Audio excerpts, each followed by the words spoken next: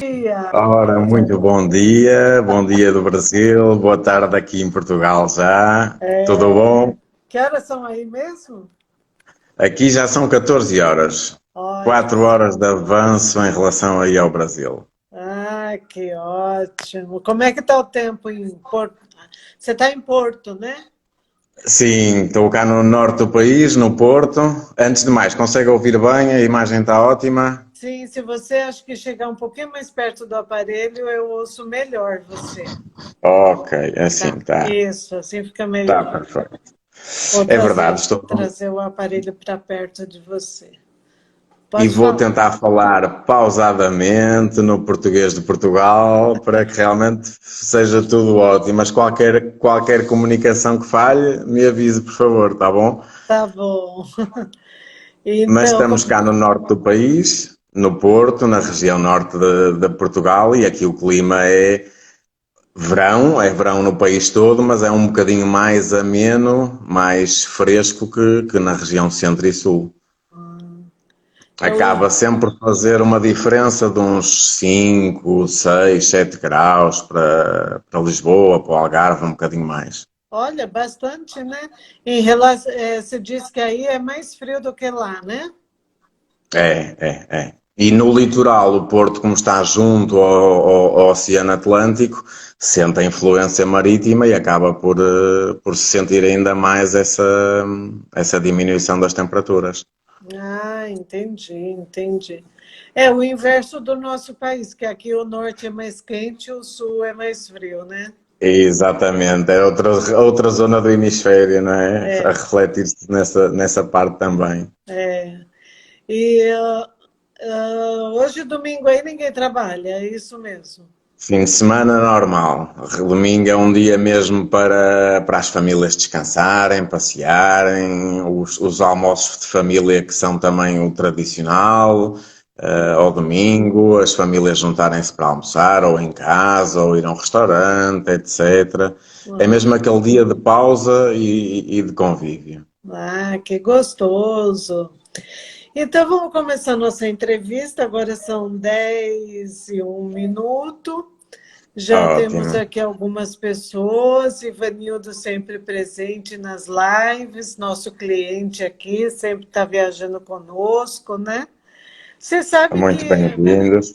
o nosso foco de turismo é o Oriente Médio, né? Nós sempre viajamos para Israel. Certo, E como rota, não temos voos diretos, então temos que passar pelos países da Europa e temos claro. sempre passado assim, na predominância desses 20 e tantos anos que a gente faz essa rota, nós usamos outros países da Europa. E no ano Claro. passado, porque a TAP colocou um voo direto Lisboa-Tel Aviv, nós então começamos a passar um pouco mais por Lisboa, né? Nós até É, há bem pouco tempo aqui em Portugal também tínhamos que viajar para Israel via cidade europeia. Essa é rota é recente, verdade. não é? Mesmo cá Nós até nós, fizemos algumas rotas, mas era complicado, né? O passageiro sair do Brasil e ir para Portugal. Nós já chegamos a ficar 2 dias em Lisboa com um grupo, mas depois tinha que fazer outra conexão para chegar em Tel Aviv. E para nós, correto, assim, era muito cansativo, né? Uma viagem muito claro, longa, né? Então, foi uma experiência que acho que eu fiz uma ou duas vezes. E, e agora, o ano passado, nós usamos muito essa rota. Acho que foi o ano passado, né? Que a gente começou a operar mais Lisboa. Tivemos vários grupos passando por aí, não só em tabernáculos, que é em setembro, outubro, que a gente vai para um evento, certo, mas em outros grupos também nós utilizamos sua rota. Eu lembro que um grupo passou aí em novembro, um grupo grande também passou por aí, correto, né? Da correto. Igreja Fonte da Vida. Acaba E por ser, acaba por ser bom para vocês porque fazem uma pausa e o vosso fuso horário não fica tão grande assim numa viagem curta, não é? E na verdade todos gostam muito, porque a tripulação fala português, quando a gente Exatamente. chega aí é muito fácil de se comunicar e vou contar aqui já no comecinho uma coisa engraçada. Anos atrás que eu fiz essa rota, como eu te falei, só que eu fiz a parada em Lisboa, eu não me lembro direito como que foi a decisão pela parada em Lisboa, mas foi na volta. Na ida, eu acho que eu tinha uma conexão imediata, então nós utilizamos, mas na volta a conexão era longa e nós fizemos uma pernoite em Lisboa. E aí, Ah, como sempre, eu peguei o grupo, era um grupo do norte do país, um povo muito simples, né? Cidades pequenas, e eu entreguei as chaves e o pessoal começou a subir. Dali a pouco, como eles estavam acostumados com Israel, que ninguém fala nada, né? Lá só se fala inglês exatamente.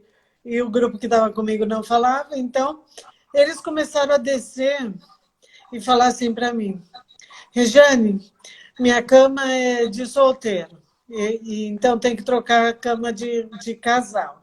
Aí eu pegava a chave, olhava para o recepcionista e falava assim: por favor, pode trocar por um quarto de casal? E eles ficavam me olhando, porque eles esperavam que eu ia falar inglês, estavam Inglês, acostumados 10 dias claro, em claro, Israel claro. falando inglês. Aí eu entregava ele: aqui fala português, né? Aí ele pegava a chave e subia. Aí chegava o outro: olha, o meu chuveiro só está com água fria, não está saindo água quente. Você pode ir dar uma olhadinha no chuveiro? Exato. A comunicação fica bem mais fácil, não é? É bem mais fácil o fazer entender e perceber. Mas olha, depois todo mundo caiu na gargalhada, falando, esquecemos que estava em Portugal, né? Exatamente, E exatamente. no restaurante também, você pode pedir a comida para mim? Eu falei, querido, você pode pedir.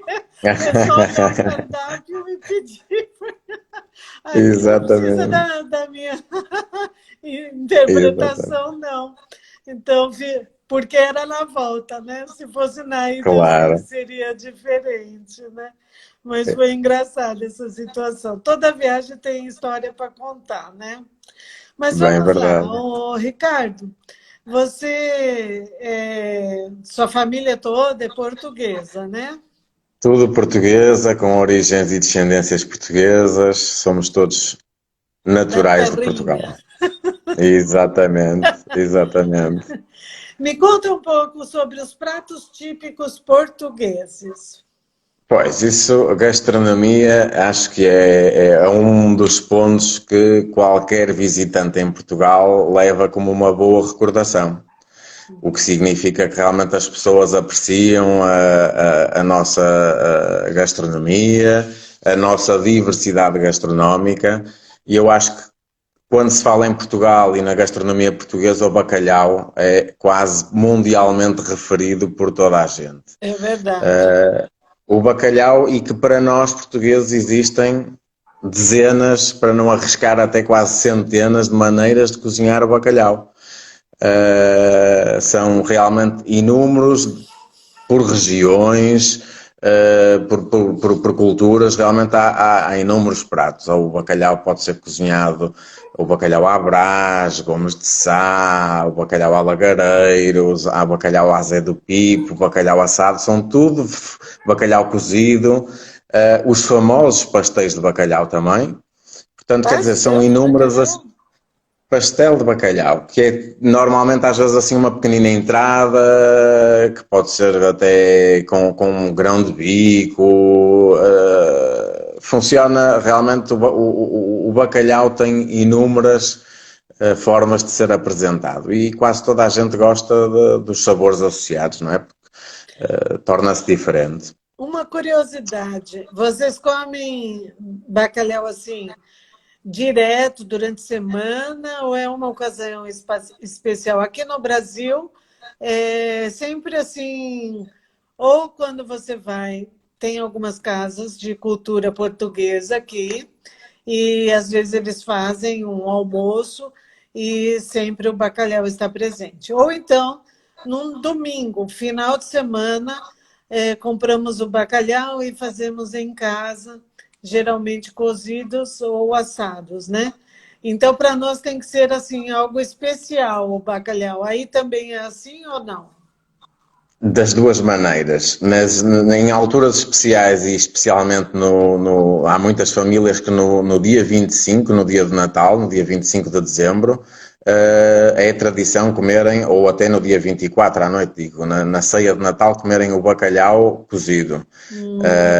Mas o domingo, como hoje, um dia de família, muitas vezes as famílias juntam-se e é um prato dos pratos típicos portugueses que é cozinhado. Mas às vezes também não está associado a nenhum evento especial.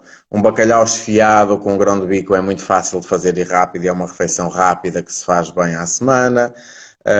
Mas sim, os pratos típicos mesmo são pratos um bocadinho mais elaborados e que se comem realmente, se calhar, assim mais em família.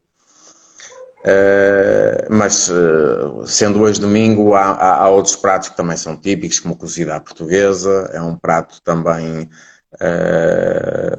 de família, de reunião familiar. Mas nós portugueses, pronto, temos outra gastronomia, vai um bocadinho mais além do bacalhau, não é? Nós somos creio que o terceiro país do mundo que mais peixe consome. O facto de termos uma costa toda exposta ao Atlântico realmente faz com que sejamos uns grandes consumidores de peixe. De todo tipo de formas, não é? Cozido, assado, grelhado, fazemos realmente imensos pratos com peixe. Depois a cozinha portuguesa também varia um bocadinho por regiões e há pratos que são muito típicos. Aqui no norte interior de Portugal há a famosa posta mirandesa, uma posta de carne bem alta, muito boa. O norte de Portugal, aqui perto bem do Porto, temos os famosos enchidos e as alheiras, que são tudo produtos típicos e regionais. No Porto não poderia deixar de mencionar a famosa francesinha, aquele prato que tão bem toda a gente conhece também e que deixa realmente toda a gente bem deliciada. Quer dizer, são inúmeras as propostas gastronómicas e hoje em dia aquilo que nós sentimos um bocadinho também nos últimos anos houve uma reforma muito grande e muito boa da cozinha tradicional portuguesa. Os últimos anos surgiram, e principalmente acho que este último ano foi um boom de estrelas Michelin que aconteceram cá em Portugal com imensos chefes e com vários restaurantes, e aí há realmente misturar um pouco os sabores tradicionais com outros sabores, dando realmente um outro tom e um outro cheirinho àqueles pratos típicos portugueses. Que beleza! E já deixou a gente com água na boca para o domingo. É para abrir o apetite para o vosso almoço que ainda vem aí à frente, não é? É verdade, já Mas, abriu o mas apetite. também não poderia deixar de falar nas nossas sobremesas famosas e típicas. O pastel de nata, famosíssimo em todo o mundo. Os nossos queijos, desde o queijo da Serra, o famoso queijo da Serra da Estrela, até aos vários queijos que nós temos, Alentejo, etc. Os queijos alentejanos são muito conhecidos e depois aqueles todos doces típicos que fazem muito mal à saúde, mas que dão muita alma ao coração e à nossa barriguinha, que são os doces de ovos. Temos muitos doces que são feitos à base de ovos, doces tradicionais, as queijadas, os ovos moles de Aveiro, a torta de azeitão, etc. São tudo, às vezes, recordações que as pessoas levam e que na Duty Free vão pegar uma doçaria tradicional para depois levar aos amigos como recordação e como uma imagem de marca também do país. É o tradicional pastel de Belém, aqui no Brasil é produzido, inclusive numa grande rede brasileira de fast food, que ela é tradicional com comida árabe, mas ela vende o pastel de Belém. Pastel de Belém, único é mesmo em Lisboa, em Belém. Aí é realmente o único. Depois todo o país comercializa pastel de Belém, mas a receita original e aquela que realmente, quando uma pessoa come a famosa nata ou pastel de nata e trinca aquela massa e se ouve crocante da massa a estalar, esse, e o sabor, pronto, do recheio, isso realmente é único e é único realmente dessa fábrica que é mundialmente conhecida e que produzem milhões de pastéis de Belém. É uma coisa absurda, porque é um local muito turístico. Quase toda a gente passa pela zona de Belém e vai realmente provar o pastel de Belém. E realmente deixa toda a gente água na boca. É um doce muito, muito, muito reconfortante. Que delícia! Vamos mudar de assunto que eu estou com fome. Uau, vamos lá, vamos lá. É, me conta um pouquinho como que surgiu a dança típica do fado. Ora bem, isso é. O fado não é uma dança, é uma das nossas músicas principais e tradicionais. O fado é um género musical português, o mais famoso, e está realmente internacionalizado por todo o mundo. Hoje em dia toda a gente reconhece o fado como uma música típica portuguesa, mas é mais uma música, porque não é tanto dançada. O fado tradicional, nós temos dois tipos de fados hoje em dia, que é o fado da Alfama, aquele típico de Lisboa que surge no século XIX. E esse é o fado da Alfama, da Mouraria, aquele fado mais sentimental, aquele fado que puxa um bocadinho mais ao sentimento, à famosa palavra portuguesa que não há em mais parte do mundo nenhuma, que é saudade. E retrata vários temas relacionados com a saudade. Depois temos o fado de Coimbra, que é um fado mais académico. E esse fado já reflete um bocadinho mais as tradições universitárias e as tradições da região de Coimbra, etc. São dois, podemos dizer que há assim estes dois tipos de fado. Hoje em dia há muitos artistas. A Amália Rodrigues foi a famosa diva do fado português, que faleceu, fez o ano passado 20 anos, faleceu em 1999. Nós, o ano passado, tivemos vários eventos em Portugal a recordar os 20 anos do falecimento da Amália, com espetáculos e todos os artistas portugueses recentes que cantam o fado, e agora há várias vertentes do fado um bocadinho mais modernas, um bocadinho mais alegres, não puxando tanto ao sentimento, mas despertando um bocadinho realmente outras temáticas. E aí há artistas mais recentes que já são realmente mundialmente conhecidos, como a Marisa, que também é uma cara que exporta o fado de Portugal para todo o mundo, e muitos outros artistas, homens e mulheres, que cantam o fado realmente já com outro sentimento, não tão saudosista, um bocadinho mais alegre. E realmente o fado, pronto, surge no século XIX e até hoje em dia é realmente uma das maiores embaixadores da música portuguesa. Uhum. Mas, então, o fado tem uma dança típica, né?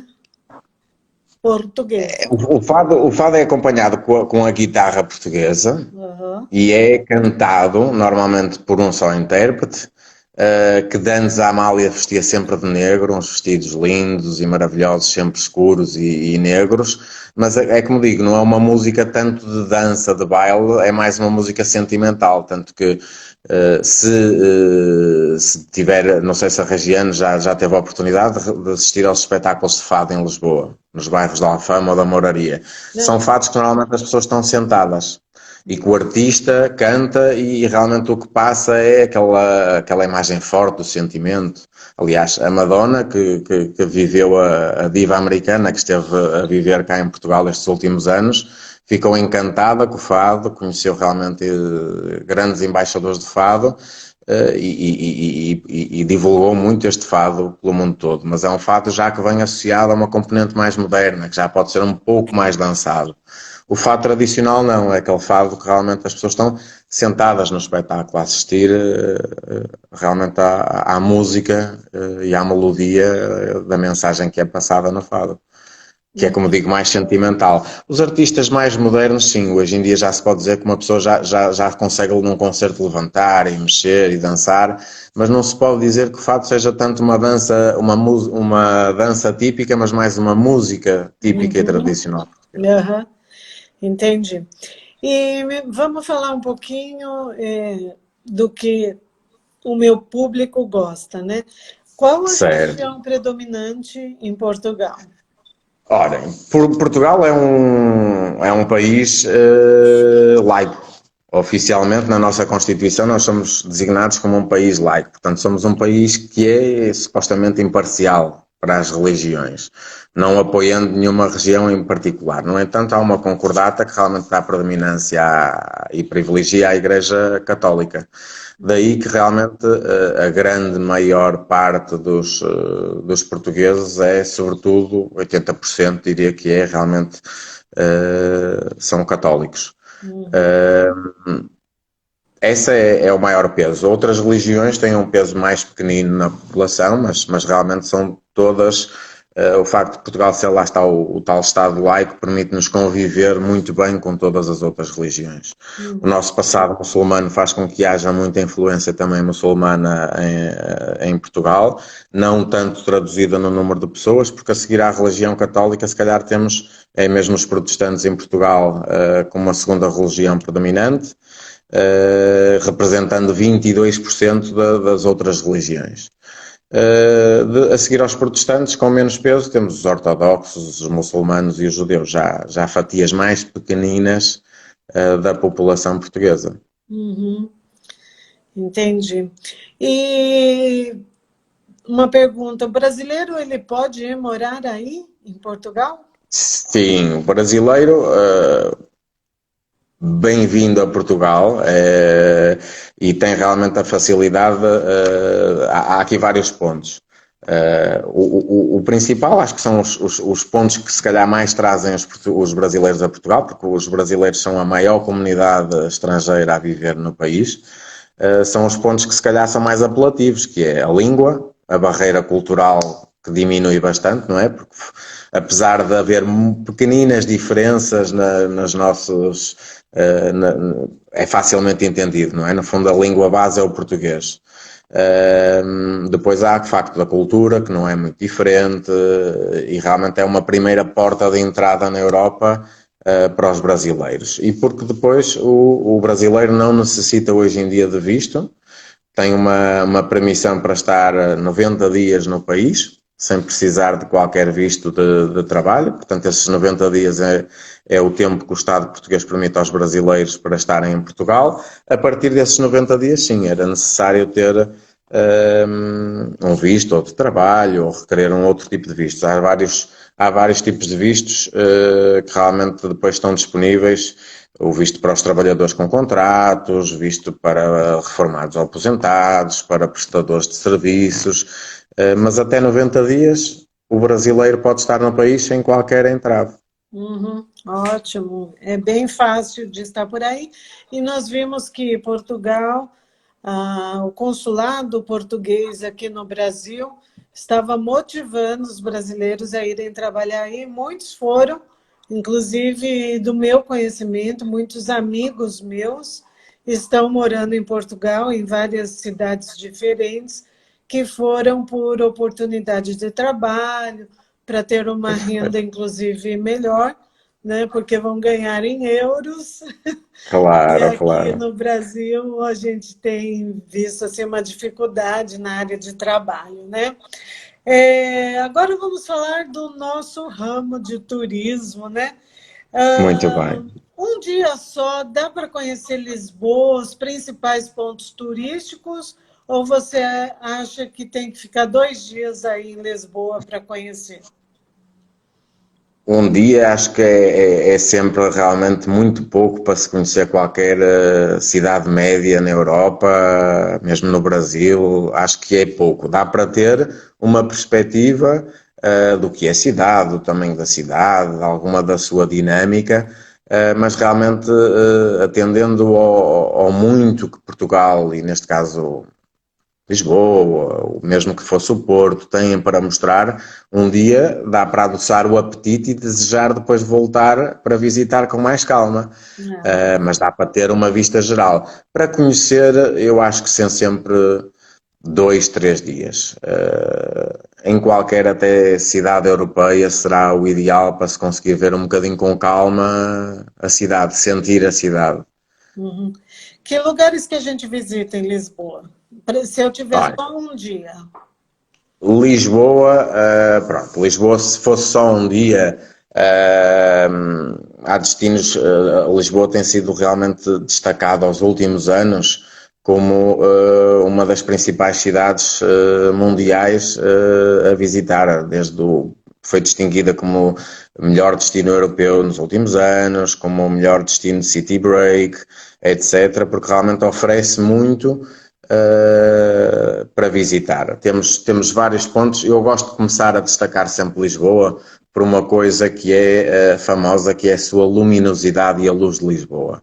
Isso acho que é um dos pontos que realmente, principalmente os europeus, lhes marca, porque nós estamos realmente na parte ocidental da Europa, estamos aqui no cantinho mais ocidental e na zona mais a sul. Portanto, geograficamente Lisboa está situada numa zona que tem uma incidência de luz solar muito grande. Associada a isso tem o mar, está rodeada pelo mar, pelo estuário do Tejo, pelo Oceano Atlântico, e depois toda a construção portuguesa relacionada com o calcário e com as pedras que fazem brilhar a cidade. Portanto, Lisboa é uma cidade que brilha muito.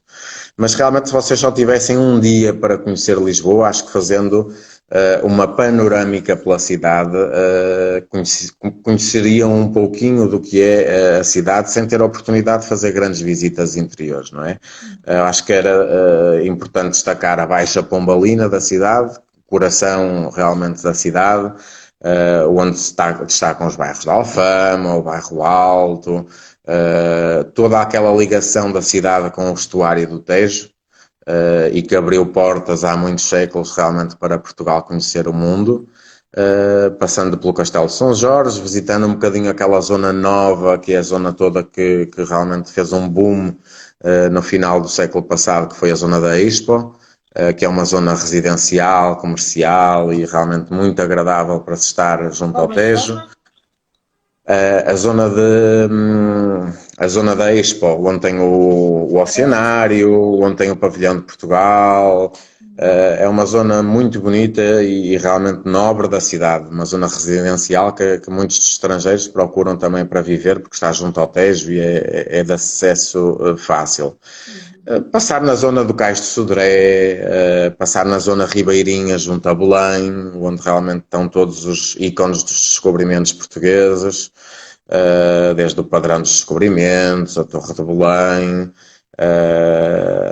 etc. Há inúmeros monumentos ligados aos descobrimentos portugueses, portanto acho que fazendo assim uma panorâmica um pouco pela cidade, conseguiriam ter realmente uma imagem fantástica de Lisboa e que vos desejaria certamente querer voltar com mais calma para conhecer a cidade. Onde fica aquele monumento do descobrimento? Fica mesmo na zona do Tejo, junto a Belém, à zona de Belém. Tem uma ponte também, né? Nós temos duas pontes, hoje em dia temos duas pontes, a ponte 25 de Abril, que é a ponte mais antiga, que liga realmente essa zona do centro de Lisboa à margem sul, onde está o Cristo Rei, o famoso Cristo Rei de Portugal, que está do outro lado de Lisboa, na zona da Almada e junto à costa da Caparica. E depois temos aquela que é a maior ponte da Europa, que é na zona da Expo, que liga também, e que são quase 18 km de extensão, essa ponte que faz a ligação numa zona já muito mais larga do estuário do Tejo. Portanto, existem depois os ferries que fazem a ligação a toda essa margem sul. Existem vários ferries por dia porque há muita população portuguesa que está a viver na margem sul e que trabalha em Lisboa. Ótimo. Essa região eu gosto muito, ali perto do Tejo. Inclusive tem uma casa tradicional de pastel de Belém ali, né? Todo ônibus para lá Exatamente, para os turistas exatamente. comerem o tradicional Faz pastel. filas de muitos metros nas épocas fortes do ano, mas vale a pena a espera. E a gente tira muita foto ali. E tiveram algumas novelas brasileiras que eles filmaram ali perto também. Eu não sei o nome, porque faz tempo que eu não acompanho novelas, mas eu vi que uma delas se passou uma parte da novela em Portugal, e aí os artistas gravaram perto do Monumento do Descobrimento, que era da onde saíam os navios para descobrir as novas terras. Foi aí Exatamente, onde os portugueses encontraram o grande continente chamado Brasil. exatamente, exatamente. É, quantos dias para conhecer as principais cidades de Portugal você Ora, recomendaria? eu recomendaria uma semana sensivelmente, 8 dias, 7 noites, 7 dias, 6 noites, para realmente dar uma panorâmica daquilo que é algumas das cidades mais importantes do país. E com isso, eu, se calhar, o trajeto que eu sugeriria e que nós muitas vezes propomos é uma pequena faixa no litoral que vai de Lisboa ao Porto. Não dá para muito mais nesses 7 dias.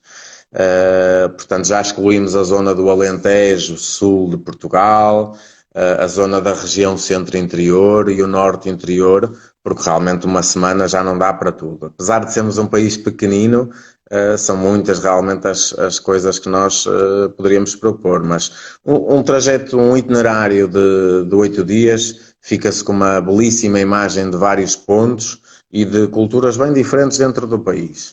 Imagino, por exemplo, os 2 primeiros dias se dedicar a Lisboa e que dá para conhecer um bocadinho mais, com calma, aqueles pontos todos turísticos que acabámos de referir. Imagina um terceiro dia, saindo de Lisboa, caminhando para norte, logo ali temos Sintra, que é um ponto absolutamente imperdível no turismo português, passando por Estoril e pelos Cascais, mas realmente chegando a Sintra. Sintra é um dos pontos obrigatórios dos grupos de turismo em Portugal, Mas o que tem em porque Sintra? o famoso Palácio da Pena, um dos ícones e um dos palácios mais famosos de Portugal, é alvo de todos os cartazes turísticos, porque representa muito o nosso romantismo arquitetónico do século XIX. Tem a Quinta da Regaleira, o Palácio da Vila, o Castelo dos Mouros, ou seja, é uma zona muito rica realmente com património cultural e que é destacado pela Unesco, é património mundial, realmente pela beleza e pela importância que aí teve. Sintra seria quase um dia para visitar Sintra, não é? Passando pela zona do Estoril, de Cascais, que é uma zona também muito nobre dos arredores de Lisboa, chegaríamos a Sintra já bem quase no coração do Atlântico. Um quarto dia, imagino, subir um pouco, passando por Nazaré, que está nas bocas do mundo pelas suas famosas ondas, Meu o, Deus, como cresceu, né? o Nazaré. surf da Nazaré. A Nazaré é uma pequenina vila piscatória portuguesa, que realmente era muito típica porque tem uma praia fantástica, ótima, mas é muito conhecida pelo peixe, por tudo o que está associado à cultura do peixe. As vendedoras do peixe que estão com aqueles trajes tradicionais portugueses, no verão e inverno, em plena praia, a vender. E isso é típico delas, não era um cartaz de turismo, hoje em dia é, mas era algo absolutamente tradicional. Secavam o peixe e ao longo das praias da Nazaré as redes de peixe estavam cheias de peixe a secar, que depois era vendido e comercializado para diversas iguarias. Mas Nazaré hoje em dia ficou nas bocas do mundo há 10 anos, quando o surfista americano Garrett McNamara chegou à Nazaré para surfar aquelas que são das maiores ondas do mundo. E quem não conhece, vale a pena realmente espreitar um bocadinho no YouTube, porque o que se passa à frente da Nazaré e o que motiva aquelas ondas é um fenómeno único no mundo, que é, ali há duas junções de duas placas tectónicas, e o fundo do mar em frente à Nazaré, diria que é o nosso grande cânion português submarino, porque tem profundidades a cerca de 5.000 metros. E essas grandes profundidades é que fazem com que realmente aquelas ondas, quando cheguem à costa, consigam atingir a altura de 30 metros, o que é realmente absurdo, é uma coisa assustadora, porque uma parede de água de 30 metros, o ser humano fica bem pequenino lá no meio, não é? E realmente Nazaré ficou muito famosa pela parte do surf, e hoje em dia é um destino mundial ligado ao surf, à custa realmente do surfista Gareth McNamara. Mas depois de Nazaré eu sugeria continuar a viagem passando por dois dos mosteiros mais famosos do país, ligados muito também à nossa história, o Mosteiro de Alcobaça e o Mosteiro da Batalha. São realmente obras únicas de arquitetura. O Mosteiro da Batalha de 1178, é uma coisa muito, muito Onde antiga. fica? Fica mesmo na Batalha, mesmo na Batalha. E o Mosteiro de Alcobaça, que também tem muitos túmulos de reis portugueses. Aí, rapidamente, caminhando um bocadinho mais para norte, chegaríamos a Óbidos. E Óbidos é um ponto onde realmente também os turistas muito gostam de chegar, porque é uma vila medieval, rodeada por um castelo medieval muito bem recuperado e intacto, e é uma pérola pequenina de uma vila portuguesa medieval. Portugal também é muito famoso por todos os seus castelos medievais. Temos muitos castelos espalhados pelo interior do país, que realmente perduram até hoje e que são realmente pontos turísticos importantes. Tudo relacionados com os nossos pontos de defesa, realmente de há muitos séculos atrás, quer pelo Tejo, quer por outros rios, por outros pontos naturais altos do país, e realmente Óbidos continua com um castelo medieval otimamente preservado. Para além disso, é também muito conhecido em Portugal pela feira de chocolate mais famosa do país. Quando Óbidos faz a sua feira de chocolate, Óbidos inteira tem lojas com esculturas de chocolate. Bem, é de perder a cabeça, porque eu sou um fã de chocolate, e então Óbidos nessa época o cheiro emana para além de Óbidos. Uma pessoa, ao chegar a Óbidos, começa a sentir o cheirinho de chocolate no ar, e é realmente uma das feiras de chocolate mais famosas do país. Imagina como um quinto dia deixar Óbidos e passar pela emblemática Fátima, com todo o seu santuário, que é realmente também famoso e conhecido mundialmente. Por Tomar é realmente um dos pontos que está um bocadinho fora daquelas rotas turísticas mais tradicionais, mas acho que cada vez mais tem sido conhecida, porque realmente tem lá um património fantástico para ser conhecido, desde o Convento de Cristo, que vem... o Convento de Cristo é um complexo de vários edifícios, não só um, mas é constituído pelo Castelo dos Templários de Tomar. Portanto, coisas bem antigas, bem ligadas à história que rodeou a Península Ibérica há muitos séculos atrás. O Convento da Ordem de Cristo, da época do Renascimento, a Ermida da Imaculada da Conceição, o Aqueduto dos Pegões.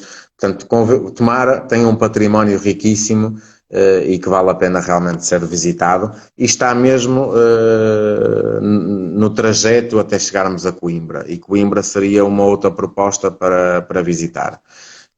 Coimbra, porque é realmente uma das cidades mais importantes também do país, pela sua famosa universidade. A Universidade de Coimbra é uma das mais antigas do mundo. Foi criada em 1 de março de 1290 pelo rei Dom Dinis. Tem uma das bibliotecas portuguesas mais famosas, que é a Biblioteca Joanina, que é o famoso barroco do século XVIII português, e é uma das mais espetaculares de toda a Europa. E pronto, e acaba por ter também outras atrações, o centro histórico da cidade, mosteiros, a Sé, pronto, é uma cidade bem interessante também. Depois de Coimbra, chegaríamos aqui ao norte do país onde eu me encontro, passando por Aveiro, que é a famosa Veneza de Portugal, onde é possível andar nos canais de Veneza, naquelas gôndolas bem típicas e bem parecidas com as de Veneza. Uma cidade também muito bonita e que realmente está muito bem preservada, com aquelas casas típicas junto à Foz mesmo, que são aquelas casas todas coloridas que às vezes se vê nos cartazes, nos postais turísticos de Portugal. Portanto, a Aveiro também é um local muito interessante para se passar, e depois chegando ao Porto. E ao Porto, que realmente passa também por uma cidade renovadíssima nos últimos 15 anos, fruto de lá está. Portugal tem sido, os últimos 10 anos, tem sido um boom de turismo. Nós temos crescido a nível interno, sempre quase nos 2 dígitos, porque foi-se descobrindo Portugal na altura da crise, da crise financeira que nós vivemos aqui toda entre 2008, 2009, 2010. E Portugal aí foi tendo realmente um boom. Muitos jovens apostaram em tudo o que está relacionado com o turismo, desde a restauração, a hotelaria, o alojamento local, e Portugal foi realmente evoluindo e remodelando muito ao longo destes últimos 10 anos. O Porto é uma dessas imagens de marca.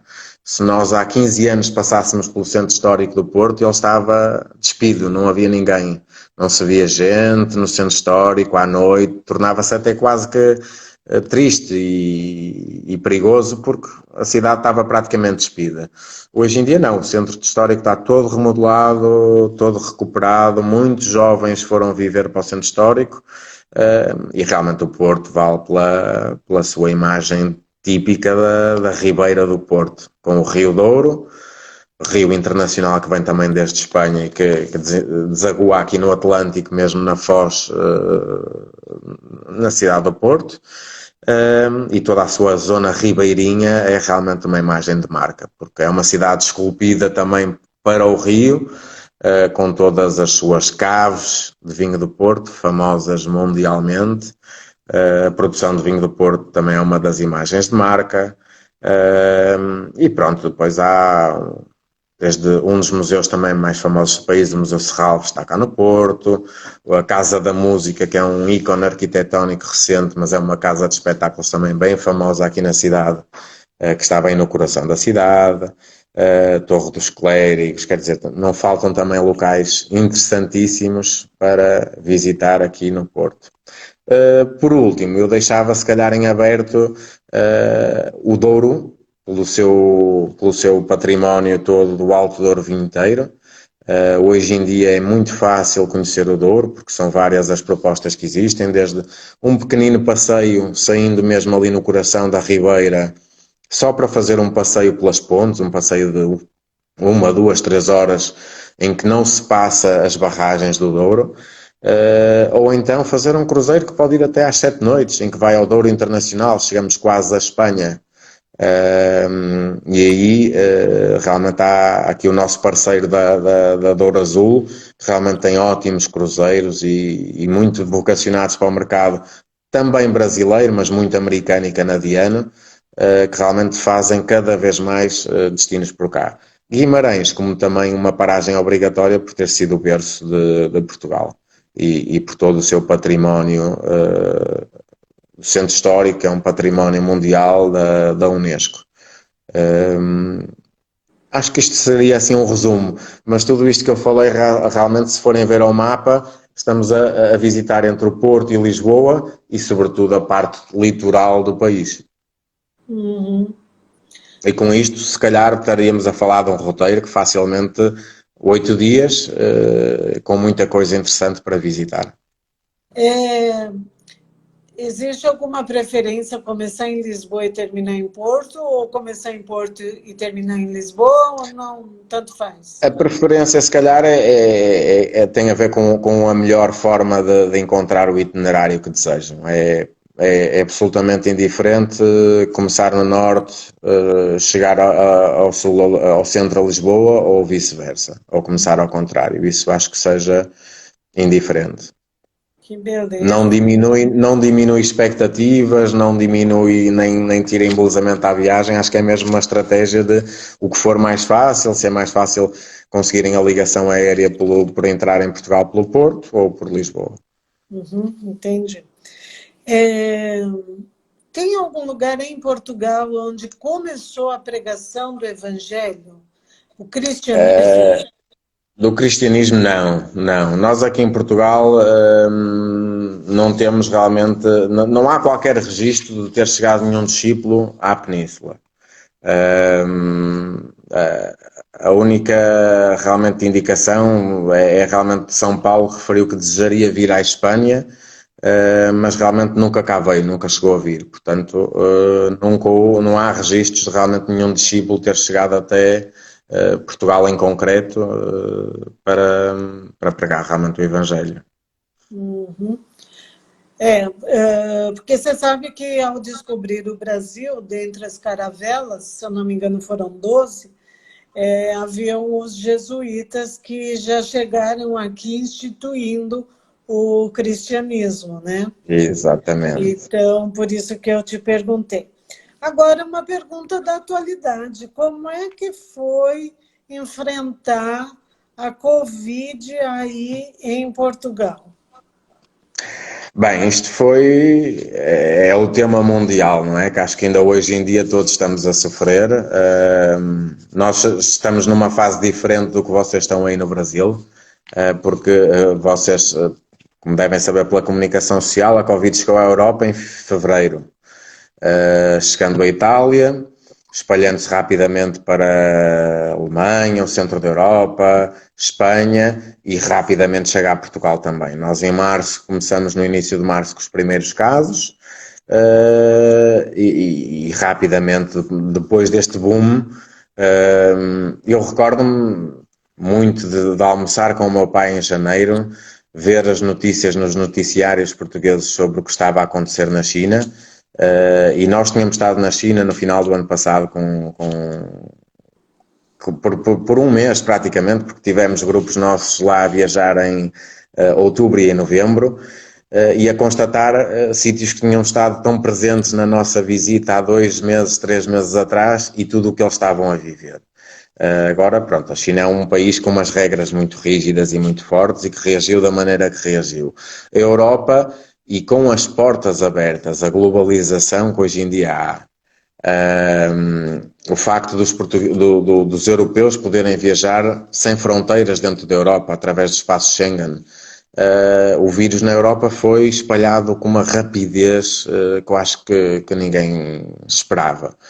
Então nós no início de março, chegamos a meados de março e Portugal já estava numa fase muito crescente do número de casos, se bem que nós temos que ter noção que somos 10 milhões, a população portuguesa são só 10 milhões de portugueses, mas realmente a meio de março foi decretado pela primeira vez na história do nosso país, da democracia portuguesa, o estado realmente de calamidade que faz com que o país feche. O país praticamente parou. Todas as pessoas foram obrigadas a fazer o confinamento, a estarem retidas nas suas casas. Só o teletrabalho foi uma coisa imposta para toda a sociedade portuguesa, com pequeníssimas exceções relacionadas com os profissionais de saúde, segurança e etc. E aí Portugal vive durante um mês e pouco, um estado de confinamento total. E aí a tal famosa curva de casos em Portugal consegue ser estabilizada. Você sabe quantas mortes teve aí? Portugal não chega ainda a 2.000 mortes, o que é muito pouco. Nós, Portugal foi realmente distinguido a nível europeu e fomos dados realmente nas notícias de toda a Europa e do mundo como um grande exemplo, porque nós temos fronteira terrestre com Espanha, e Espanha foi um dos casos mais graves de toda a Europa. E como é que parecia que havia algum segredo daquilo que tinha acontecido em Portugal, mas não, realmente, pronto, acho que foram os vários fatores que foram as políticas que foram decretadas, não é? O confinamento, as fronteiras terrestres foram todas fechadas com Espanha, portanto era impossível haver fluxo de pessoas, apenas mercadorias era aquilo que passava nas fronteiras portuguesas entre Portugal e Espanha. E realmente eu acho que aí houve uma mentalização da sociedade portuguesa que realmente estávamos a lidar para uma coisa muito nova, muito séria, muito grave, e acho que houve um bom comportamento no geral da sociedade, e por isso se calhar é que acho que não tivemos um boom como Espanha de casos. Porque muitos foram os relatos cá em Portugal, realmente, que o facto de não serem cumpridos esses confinamentos em Espanha e em Itália fez com que realmente houvessem locais em que o número de casos foi gravíssimo. Depois, aos poucos, a partir de maio, começámos a diminuir e a recuar e ir abrindo um bocadinho o país ao mundo. Gradualmente, era de 15 em 15 dias eram libertas determinado tipo de medidas que iam ajudando o país a desconfinar, e acho que esse foi se calhar um dos sucessos. Tivemos o revés da medalha com essa abertura de fronteiras de fronteiras não, com essa abertura de regime, não é? Deixámos de estar em calamidade, houve mais liberdade, começaram as pessoas a sair, a poder ir trabalhar, a usar os transportes, a poder ir aos restaurantes, tudo com medidas de higiene muito rígidas, porque nós somos hoje em dia mesmo somos obrigados ao distanciamento social, a distância de 1,5 m, 2 metros, ao uso de máscara na maior parte dos espaços públicos, nos supermercados, nos restaurantes, mas tudo foi abrindo. E claro que com essa abertura o número de casos também houve aí um pequenino boom, que não se pode dizer que seja uma segunda vaga, mas que acho que é o natural, porque volta a haver mais contacto entre as pessoas na sociedade. E porque somos muito poucos, porque somos só 10 milhões e porque realmente eu acho que a nível de Portugal o número de testes também foi uma coisa que foi muito bem feita, porque fizemos muitos testes à população, o que permitia à população, os muitos testes permitem rapidamente descobrir onde estão os focos e atuar nesses focos, não é? Estabilizando aí, não permitindo que realmente a epidemia continua a evoluir e o vírus a passar. E por isso é que hoje em dia estamos com fronteiras fechadas turísticas, por exemplo, para o Reino Unido. O Reino Unido impõe uma quarentena a quem vier a Portugal, mas, por exemplo, os números em Portugal hoje em dia, casos diários, andamos sempre abaixo dos 200, portanto são muito pouco, a percentagem já neste momento. Quando houve essa abertura de medidas, chegámos a ter 400 casos diários, era o dobro do que tínhamos agora, só que em percentagem para o número da população, para o rácio que a Organização Mundial de Saúde e alguns países decretam como o normal, podíamos estar ali no limite, mas realmente parece-me que eu costumo dizer, o ano passado em Portugal morreram quase 3 mil pessoas na época da gripe. O Covid este ano não chegou a esses números, no entanto são coisas que não são comparáveis, não é? A gripe não tem nada a ver com o Covid-19. Portanto, o impacto a nível de mortes não é tão grande. A nível da sociedade, eu acho que aí é que se nota muito, porque nota-se que a população está receosa, há muita gente que hoje em dia não consegue mesmo fazer a sua vida ainda normal, que tem receio em sair, etc. E se calhar vocês também sentem aí no Brasil, nas grandes cidades, não é? Claro que nas cidades mais pequenas há aquela sensação de relaxamento, que não há tanta gente, que não é?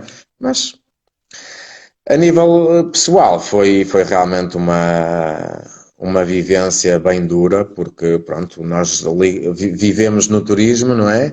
E todo o turismo mundial parou por completo. E aí é que eu acho que é realmente um fenómeno a nunca mais nos esquecermos. Eu acho que isto vai ser os meus filhos e os meus futuros netos e etc. Eu acho que vão um dia estudar esta parte da história como a primeira grande epidemia mundial que causa realmente em curto espaço de tempo, não é? Nós tivemos a gripe espanhola aqui há um século atrás, mas não havia avião, não havia os transportes que há hoje em dia, não é? A evolução que isto teve foi assustador. E então, a nível de turismo, Você tinha está grupo praticamente ainda parado. Desculpa, Como? você tinha grupo chegando aí nesse período de fechamento? Tínhamos grupos a chegar e muitos grupos a sair e foi realmente tudo cancelado. Infelizmente foi, nós neste momento, os poucos grupos que temos confirmados este ano é turismo interno. Viagens por Portugal, coisas pequeninas, circuitos pequeninos, visitas aos nossos arquipélagos, aos Açores e à Madeira, mas não mais que isso. Viagens ao estrangeiro, as pessoas estão com muito receio ainda, por tudo que já foi falado, não é? Por tudo o que estamos a vivenciar. Portanto, está praticamente quase tudo para 2021 a nível de quer no outgoing, quer no incoming.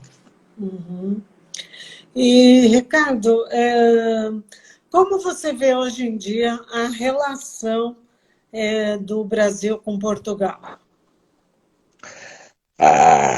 Vejo que acho que há portas que ainda poderiam se abrir mais facilmente. Eu acho que somos países irmãos e acho que há aqui muita coisa que eu acho que poderia ser trabalhada para além do turismo, não é? Acho que a nível do turismo o brasileiro também visita muito Portugal, o português gosta muito de visitar o Brasil. Eu acho que vocês brasileiros não sabem o quanto nós amamos o vosso país, porque desde as novelas brasileiras, Portugal conhece muito a vossa cultura, a vossa música e há muitos portugueses que permitindo e sendo possível fazem férias no Brasil, porque vocês têm realmente, aliás também a facilidade de transporte entre os dois países é grande e permite isso. Mas acho que poderíamos criar mais sinergias comerciais, principalmente entre ambos os países, porque temos todos os laços comuns, não é?